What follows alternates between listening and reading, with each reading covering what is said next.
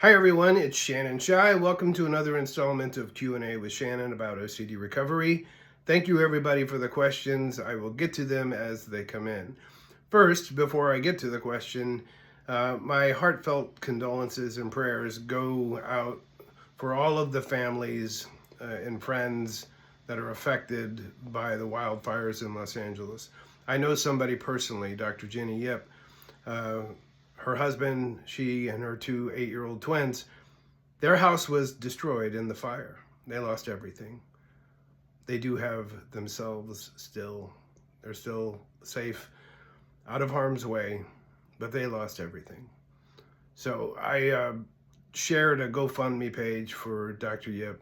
She helps so many people in the OCD world. So if you can find it to spare a little bit to help them out, that would be awesome. Okay. To the question today. Shannon, thank you so much for your videos. I've been watching them recently, and they've really helped me in so many ways. Great to hear. Thank you for the compliment. Keep going. I have a question, please. I've been neutralizing my thoughts by trying to think of a positive thing to neutralize the negative thoughts for years.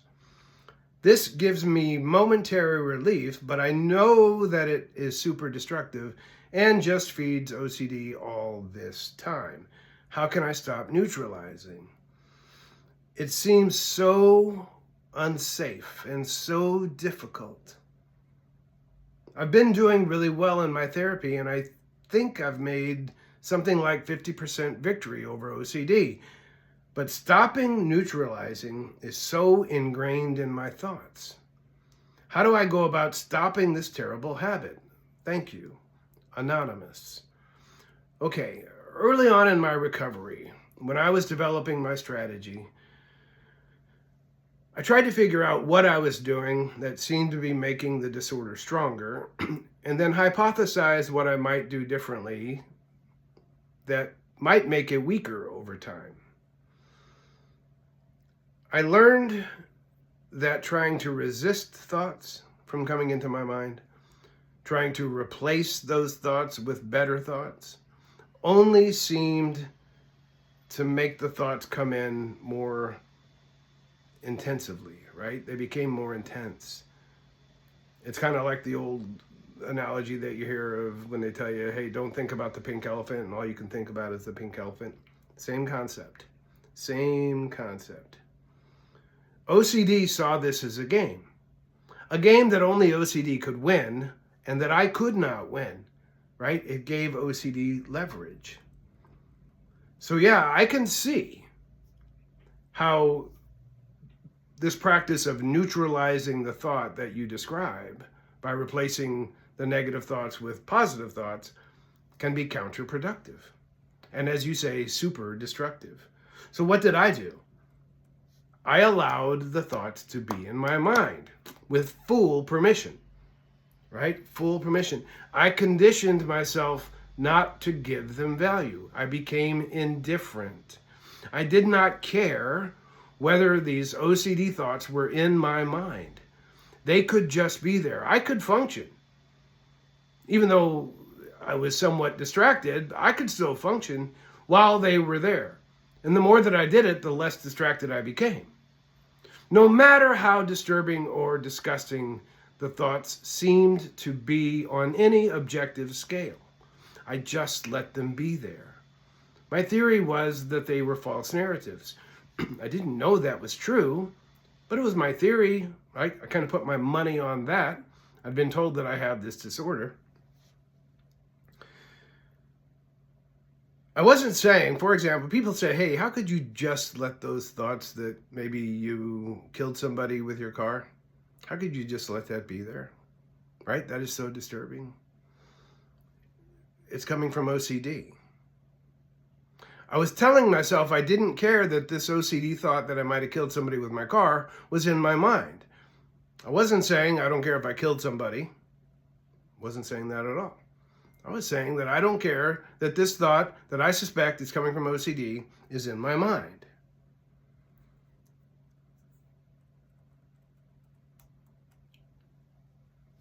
You asked me how do I change the habit? Great question. Primarily through your behavior, right? Primarily through your behavior. Conditioning yourself to not give value or to allow a thought by not giving value is a process. Because our brain and body are screaming at us, hey, this is a problem. You need to fix it.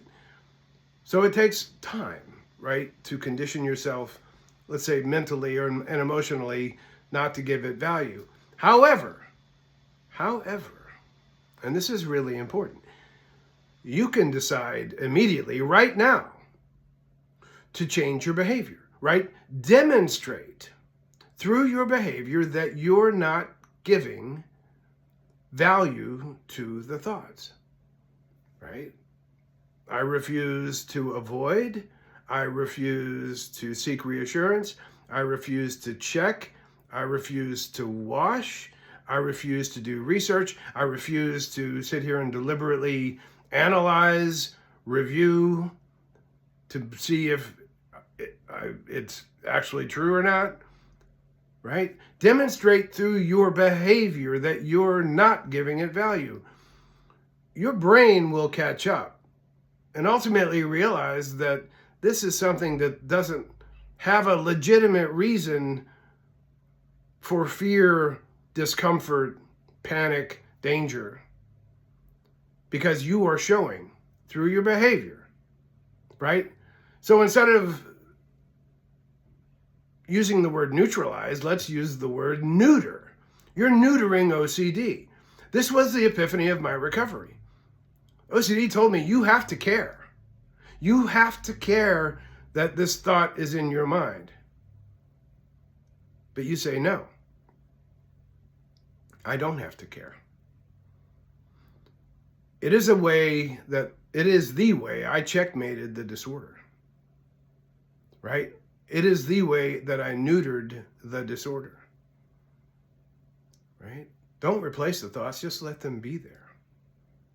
You don't have to give them value. You can do this.